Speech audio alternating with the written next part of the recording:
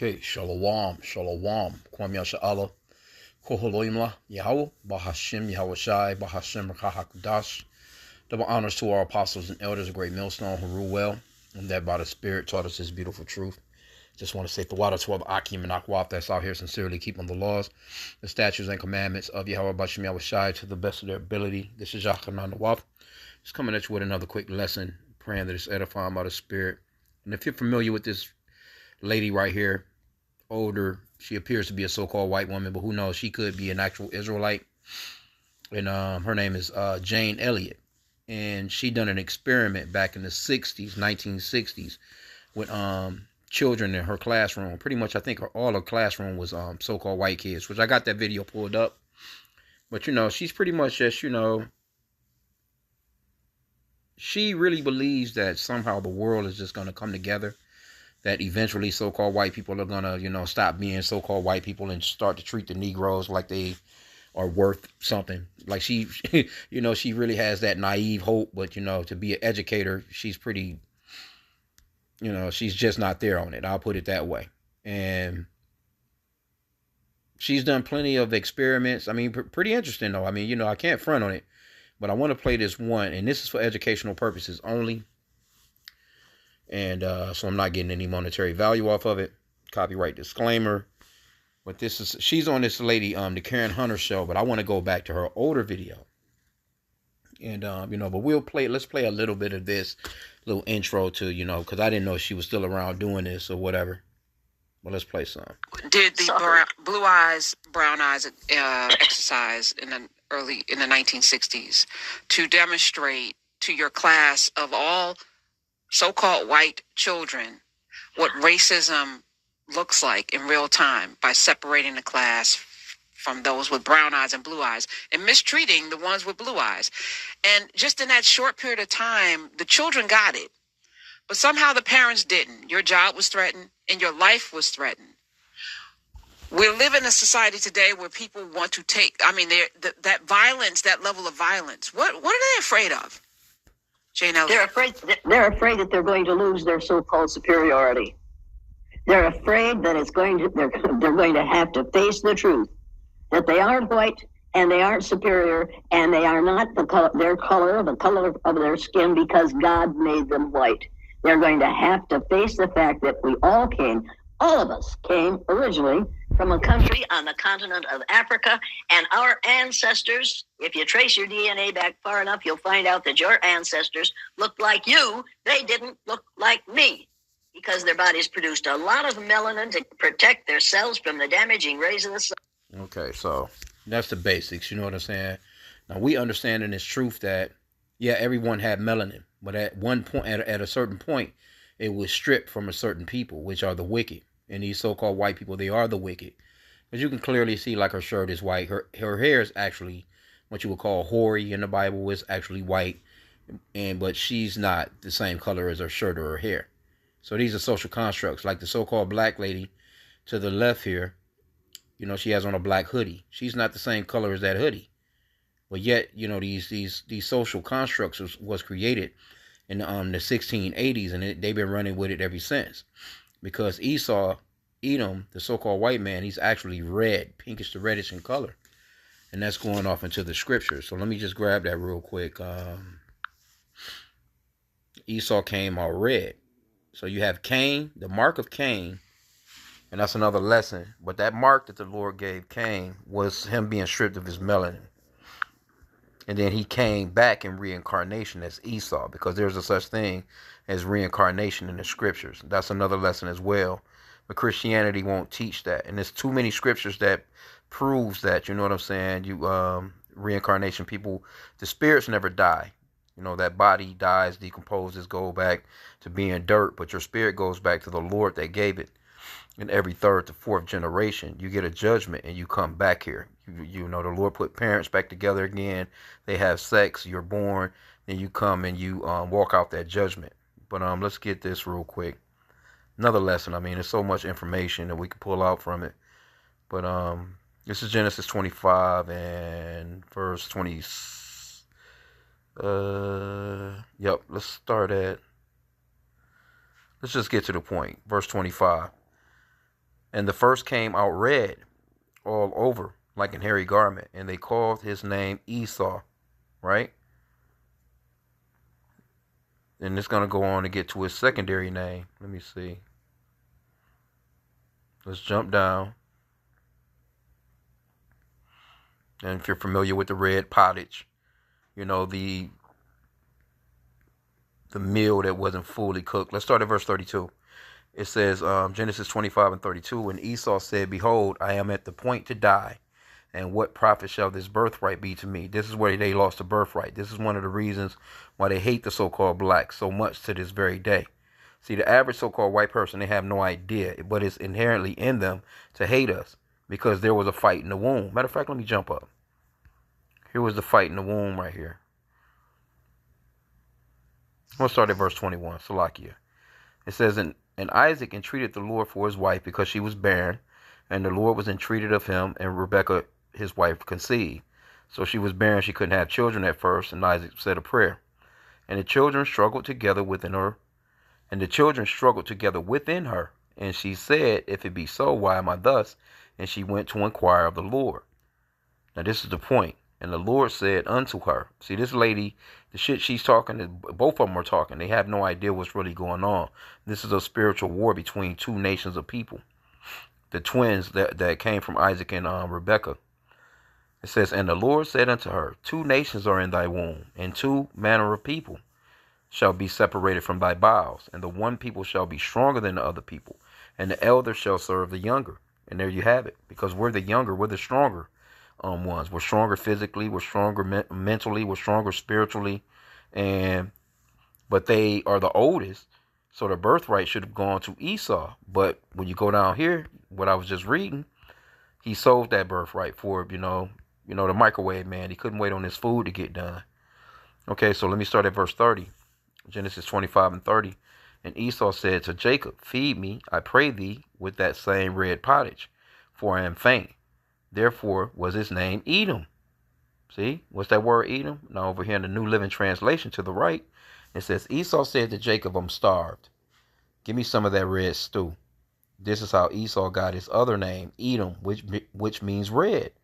And that's what color they really are. They come in different shades of it, pinkish to reddish, lighter pinkish, you know what I'm saying, to really dark red, you know what I'm saying? Some of them look like, like brake lights on a damn car. But they're not actually white. That's the thing, So just wanted to explain that real quick before we go up into this video. So now let me go to the other one. Here's the video of the kids. It's a 7-minute video, but I want to watch a good portion of it to just show you just like how, and this is how Esau feels really in reality when he feels as if he's being mistreated. He just don't, he dishes it out, but he can't take it. So these brown-eyed and blue-eyed children, they're all so-called white people, Edomites. But she's going to play the game and put them kind of like,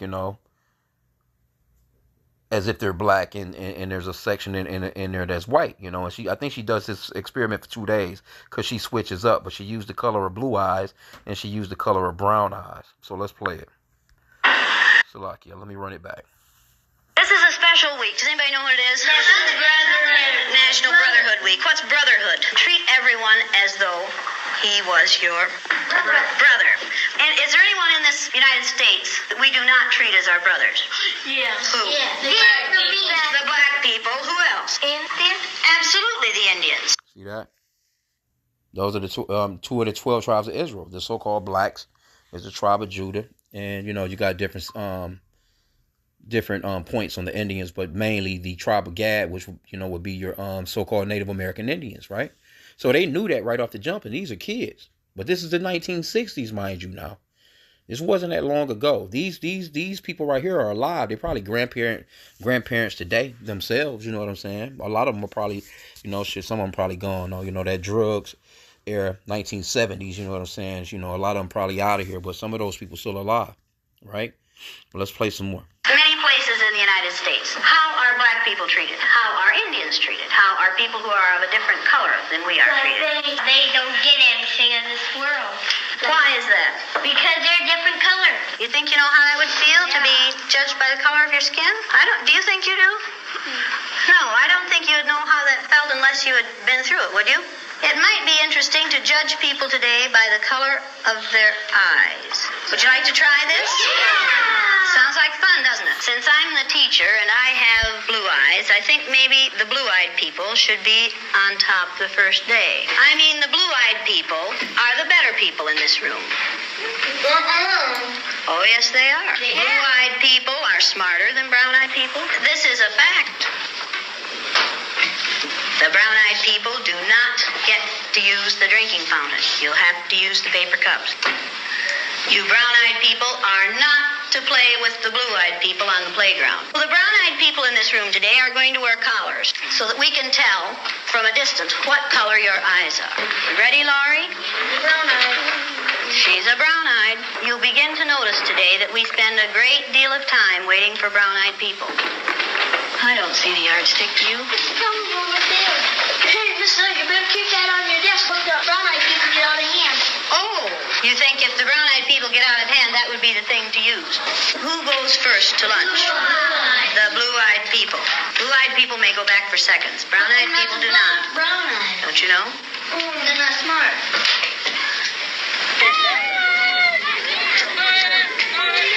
And it seems like when we were down on the bottom, everything bad was happening to us. The way they treated you, you felt like you didn't even want to try to do anything. It seemed like Mrs. Elliot was taking our best friends away from us. What happened at recess? Were two of you boys fighting? Russell called me names and I hit him in the gut. What did he call you? Brown eyes.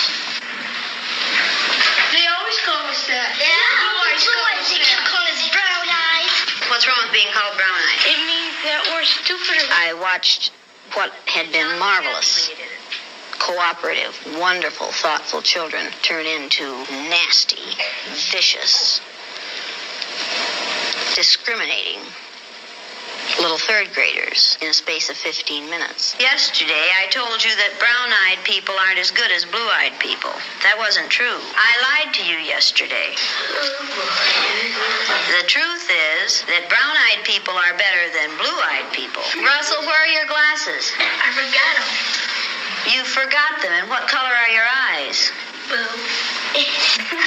Susan Ginder has brown eyes. She didn't forget her glasses.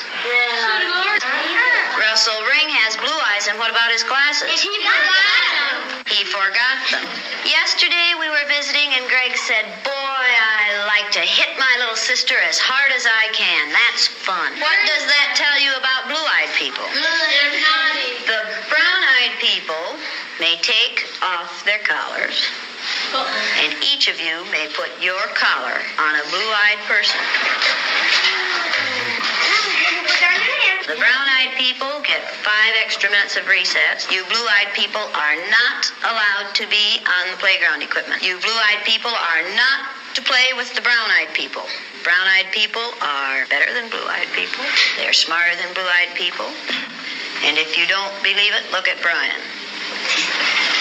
I use Orton Gillingham Phonics. We used the card pack. The brown-eyed children were in the low class the first day, and it took them 5.5 minutes to get through the card pack. The second day, it took them 2.5 minutes. The only thing that had changed was the fact that now they were superior people. You went faster than I've ever had anyone go through the card pack. Why couldn't you get them yesterday? We had collars on. You think the collars kept you? just keep thinking about those collars. Oh, and you couldn't think as well with the collars on. Well, 4 minutes and 18 seconds. How long did it take you yesterday? 3 minutes. 3 minutes. How long did it take you today? 4 minutes and 18 seconds. What happened? One down. What were you thinking of? This. I hate today. How do you do? I hate too. Because I'm blue-eyed. See, I am too. There's nothing, it's not funny, it's not fun, it's not pleasant. This is a filthy, nasty word called discrimination. We're treating people a certain way because they are different from the rest of us. Is that fair? No. Nothing fair about it. We didn't say this was going to be a fair day, did we? No. And it isn't. It's a horrid day. Okay, you ready? What did you people who are wearing blue collars now find out today? I know what they felt like yesterday. I did too. How did they feel yesterday? Down. prison. I just shot a gun and you're throwing the key away. Should the color of some other person's eyes have anything to do with how you treat them? No. All right, then should the color of their skin? No. Should you judge people No. by the color of their skin? No. When you see a black man or an Indian or someone walking down the street, are you going to say, look at that silly looking thing? No. Does it make any difference whether their skin is black or white? No. Or yellow? No. Or red? No. Is that how you decide whether people are good or bad? Is that what makes people good or bad? No. Now you know a little bit more than you knew at the beginning of this week. Yes. Okay, now are you back? Okay. So you get the point of the video, which was a great experiment, right? So, pretty much overall, you can see Esau. These are little Edomite kids, and they, when it comes to punishment, they don't take it well, and they're not going to take the punishment that's coming for them well. So all this stuff that she's trying to teach is not going to make any difference in real life, you know what I'm saying, when it comes down to what the Lord is about to do, because they've had their moment, you know what I'm saying? This is their kingdom. And this was in the 60s. You can clearly see that these people haven't changed. They even worse. I don't even know if worse or not. They just never lost the hatred. It's just always been a perpetual hatred towards us, and they can't help it. It's just the way that the Lord set it up. This is Ezekiel 35:5. It says, because thou hast had a perpetual hatred, and hast shed the blood of the children of Israel by the force of the sword in the time of their calamity, in the time that their iniquity had an end. Therefore, as I live, saith the Lord God, I will prepare thee unto blood, and blood shall pursue thee. Since thou hast not hated blood, even blood shall pursue thee. So this is, something that's going to come for you, Edomites, regardless of whether or not you're trying to be nice or not. Because all Israelites, wasn't wicked. We went into captivity as a body. We all went into captivity together, even though all our people wasn't wicked. Each captivity that we've ever been in, because it's not the first one. There was always some righteous people. We always still had, like say for instance, Daniel. Daniel was righteous, but he went into captivity with the rest of the Israelites, so on and so forth. With a lot of the prophets, man. But they had to go through that captivity as a people. So even though she may try and be good or seem to be good, and she could be an Israelite though, you know what I'm saying, from her attitude, because that skin color thing is not a thing for real. That's a social construct that was made up by the so-called white race, man. And pay attention to them now, since we're saying this, just, because people, before you come into this truth, you just don't really have you don't have no idea. Because you've been lied to for so long, and that's how the Spirit is really working with you. That the Lord, He really, has awakened you, because this is stuff that people don't. You don't just pick this out and see it. You just run it along with life. You think everybody can be good and that everything is going to change one day. But once you see what the real story is and with the scriptures, you know what the outcome is going to be. And this is the real outcome right here. Revelation chapter 13, let me start at verse 9 here. It says, if any man have an ear, let him hear. Which, if you have some understanding, you're going to get it. He that leadeth into captivity shall go into captivity. He that killeth with the sword must be killed with the sword. Here's the patience and the faith of the saints. This has got to happen, because it's prophecy. The scripture says that the Lord's word will not return unto him void. They have to go through this. This has to happen to them. The same way what happened to us happened to us. It was nothing we could do about it. It's all prophetic. So now the prophecy is playing out where, he's coming to his end. Let me get that one in 2nd Ezra chapter 6, verse 9 in the Apocrypha. It says, for Esau, which that's their biblical nationality, is the end of the world. And that word world is going off into an age or a society or, a pastime of life, so to speak, for them. They've run their age. They've run their course. They've had their empire, and it's about to end. It says, for Esau is the end of the world, and Jacob, which are the so-called blacks, Hispanics, and Native Americans, is the beginning of it that follows. So we got next. See? And I was, paying attention in the comments of the very first video. People was talking about how they're afraid of, what's going to happen to them. They're afraid that we'll treat them the same way that, they treated us. But guess what? The scripture talks about, no, we're going to be, it's going to be beyond that. They're going to get double. Let me get that real quick. Yeah,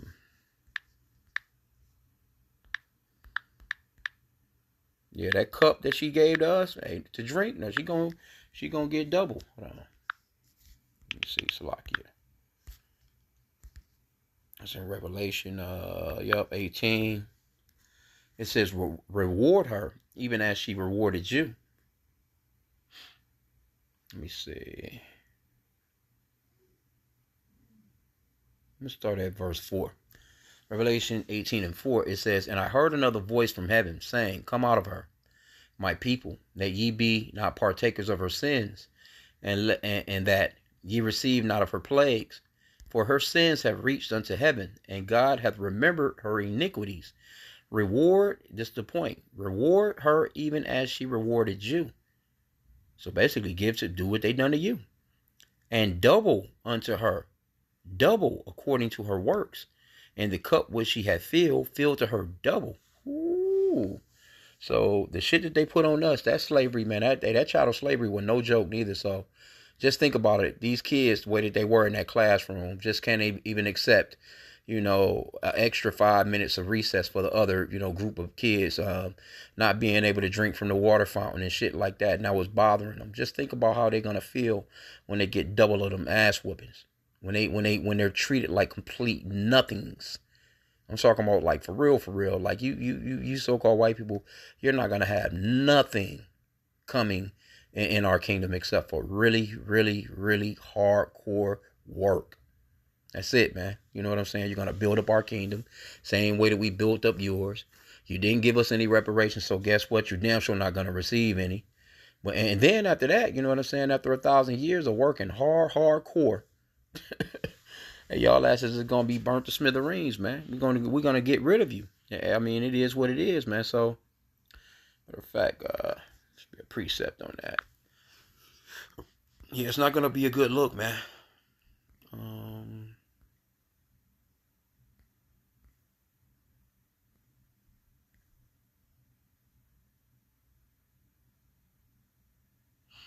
Yeah, there's a few of them right here. Isaiah 40:2, speak ye comfortably to Jerusalem, and cry unto her that her warfare is accomplished, that her iniquity is pardoned, for she hath received of the Lord's hand double for all her sins. Let me see, Salakia.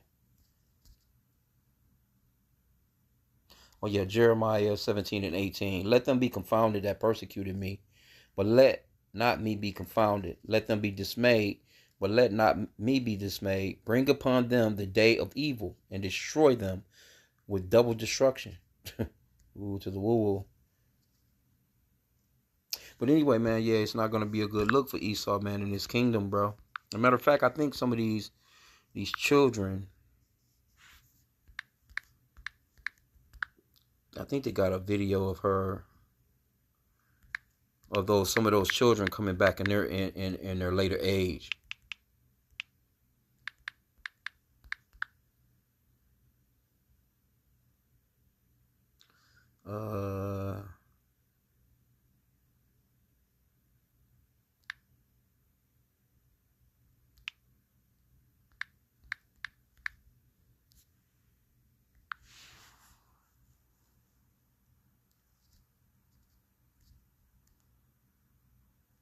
Yeah, hey, man, I've seen somebody, yeah, she cold with it, but yeah, she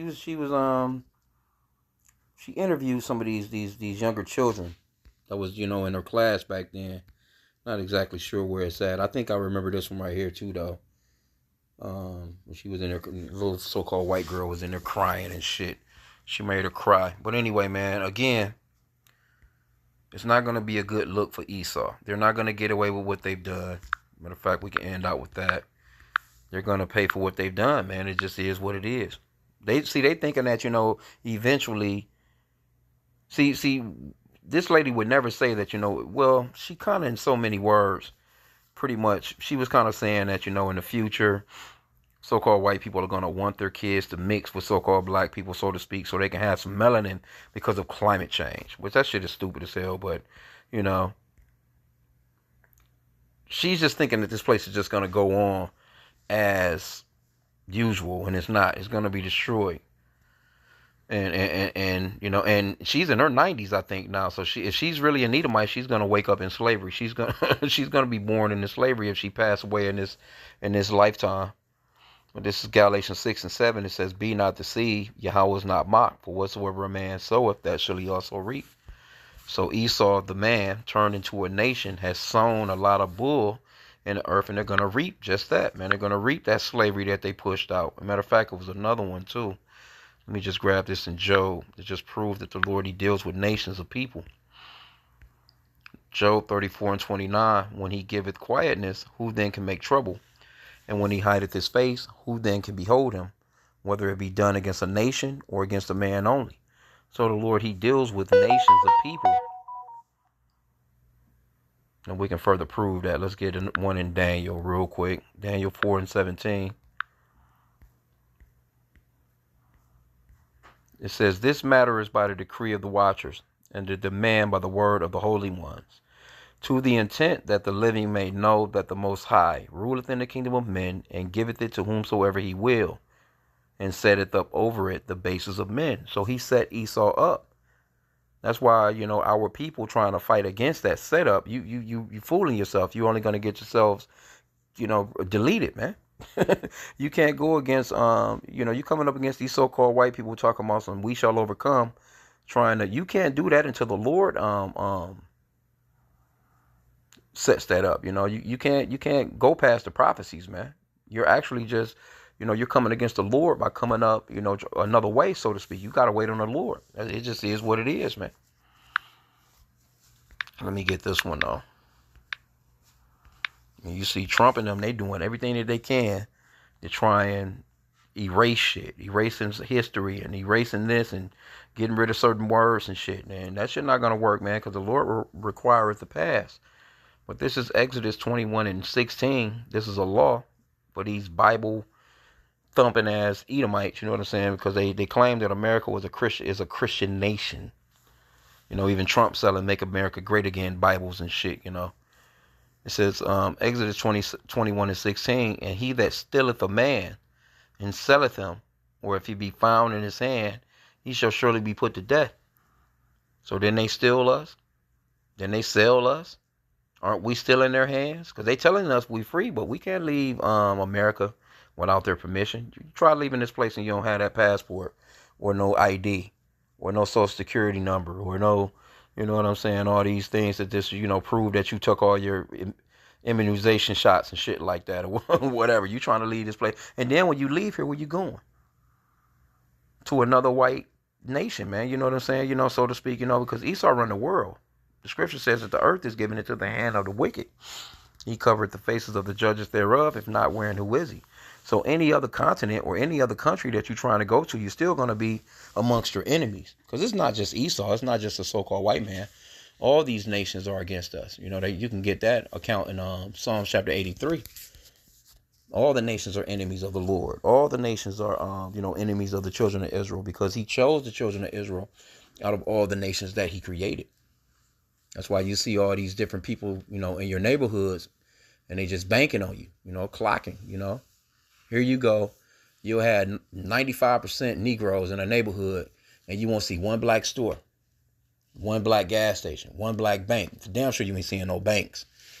They got the mechanic shops. You know, they got the nail and salon shops. You know, only thing that Jake might have is a barber shop. That's it. Or, you know, some sister, you know, braiding some damn hair or something, doing some eyebrows or eyelashes or some shit, some nails possibly. But hell, even the those other nations got all that shit on lock. Chinese food, Japanese food. You even got these people selling you soul food. You got Chinese people in the hood frying up chicken and shit, man. You know what I'm saying? So although all the enemies, you can tell who our enemies are. They right in your neighborhoods, you know, selling you a bunch of bullshit. They own everything in your neighborhood. Mechanic shops, fruit and vegetable stand, damn supermarkets, you know. You got to go to them and trust that they giving you some good meat and shit. Good. We see what it is when we go to these supermarkets in the neighborhoods, man. Some of them, they know you from a child up, calling you by name. You in your damn 30s. Motherfuckers been in your neighborhood for 40, 50 years and shit, just banking. Then sent their kids to college. They send their money home to their own countries and shit like that. But they'll never fix the damn parking lot. Damn parking lot got potholes in it. They don't give a fuck about how it looked. They not getting up no potato chip bags. They not sweeping up the glass. You know what I'm saying? From broken bottles and shit. They don't give a fuck about how the store look or smell. The damn floors be nasty and dirty as hell. It's rare that you can go into a store in the neighborhood where it's taken care of, because they don't care about you. But when you go to so-called white people's neighborhoods, right? Anywhere else that they at, they it's a different situation. That's how we know that we're under those curses of Deuteronomy chapter 28. See, this is a process that we're going through. There's nothing that we can do about this until the Lord, He's gonna be the one that's gonna bring us out of this. That's why it's what's that? Wait on Him to rise up to the prey. Zephaniah 3:8. Therefore, wait ye upon me, saith the Lord, until the day that I rise up to the prey. For my determination is to gather the nations, that I may assemble the kingdoms, to pour upon them mine indignation, even all my fierce anger. For all the earth shall be devoured with the fire of my jealousy. So the Lord is about to give the business to all these nations, man. Yeah, because our punishment is about up. We about out of here, man. It was just Passover today, ending out at sundown. Just started yesterday. You had some some things going on in the skies last night with the moon, and a lot of stuff coming to pass. There was an earthquake in matter of fact, it was one in Nepal a couple of days ago, day before yesterday, but it was one last night, and I can't think where it was, but them earthquakes and stuff, all this different type of weather going on, these damn forest fires, these shit, man, it's all kinds of stuff going on in the planet, and people are getting riled up right now, man. You know what I'm saying? Shit, it's about to be definitely civil war gotta be on the brink soon, the way people are acting, man. So and Esau, he's coming for the heads of you so-called blacks and Hispanics and Native Americans, because they have that perpetual hatred for you. They're gonna be gunning for you the most. It's gonna be an all-out, pretty much everybody for themselves, but it's gonna really just be a setup with Esau, Edom, the so-called white race, and Jacob, the so-called blacks, Hispanics, and Native Americans, the Israelites, because it's always been that fight from the womb of Rebecca. So I just wanted to touch on this for a sec, man. I pray that this lesson was edifying. With that, Kwame Yashala and the Bible Ball.